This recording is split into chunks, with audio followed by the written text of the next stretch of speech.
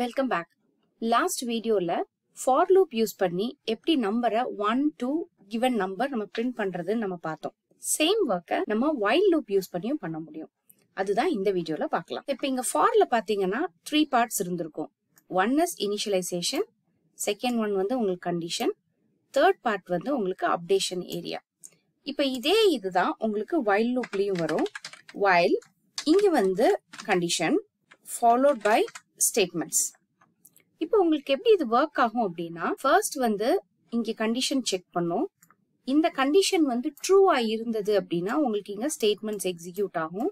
Statements execute ஆன உடனே உங்களுக்கு இங்க இருந்து வந்து மறுபடியும் condition check பண்ணும். Condition true ஆ இருந்ததுன்னா உள்ள வரும். In case இந்த condition false ஆ இருந்ததுன்னா loop விட்டு வெளியே வந்துரும். இதுதான் உங்களுக்கு regular working. இப்போ இந்த workingல பாத்தீங்கன்னா condition check பண்ணுது, திருப்பி உள்ள வருது, again திருப்பி condition check பண்ணுது. Updation part அப்ப நமக்கு எங்க நடக்கணும்? இங்க for loopல பாத்தீங்கன்னா statement execute ஆயிட்டு update ஆகி அதுக்கப்புறமா வந்து உங்களுக்கு condition check பண்ணும். ஆனா இங்க while loopல அப்படி இருக்காது. அதனால நீங்க உங்களோட updation part இங்க while loop குள்ள எழுதுவீங்க. So not only statements, அதுக்கு கீழே updation பார்ட்டையும் வந்து நம்ம while loop குள்ள எழுதுவோம். அப்ப initialization எங்க எழுதுறது அப்படின்னா initialization நமக்கு இங்க இருக்கும். So initialization section first எழுதிட்டு அப்புறம் while loop நம்ம ஸ்டார்ட் பண்ணலாம். So இப்ப same work for loop use பண்ணி நம்ம print பண்றத பார்த்தோம். இப்ப நம்ம while loop யூஸ் பண்ணி print பண்ணலாம். First initialization நம்ம என்ன பண்ண போறோம்?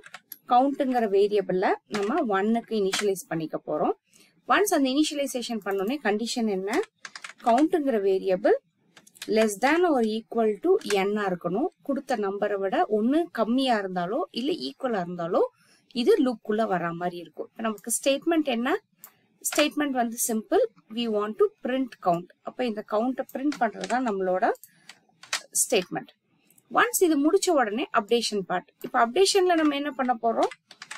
count plus plus. அவ்வளவுதான். for loopல என்ன செட் ஆஃப் ஸ்டேட்மெண்ட்ஸ் எழுதுறோமோ அதே தான் நம்ம இங்க while loopலயே எழுதியிருக்கோம். சோ நம்ம அவுட்புட் எப்படி வருதுன்னு பார்க்கலாம். நம்பர் 3 கொடுக்குறேன். 1 2 3 இது for loop யூஸ் பண்ணி print பண்ணது. இந்த 1 2 3 பாத்தீங்கன்னா while loop யூஸ் பண்ணி print பண்ணது. ரெண்டுத்துக்கும் எந்த விதமான டிஃபரன்ஸுமே இல்லைங்களா?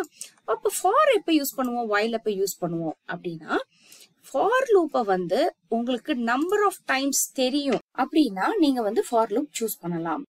while loop உங்களுக்கு கண்டினியூஸா ரன் ஆகிக்கிட்டே இருக்கும். எக்ஸிக்யூட் ஆக வேண்டிய நம்பர் ஆஃப் டைம்ஸ் நமக்கு தெரியாது அப்படின்னா அப்ப நம்ம while loop யூஸ் பண்ணலாம்.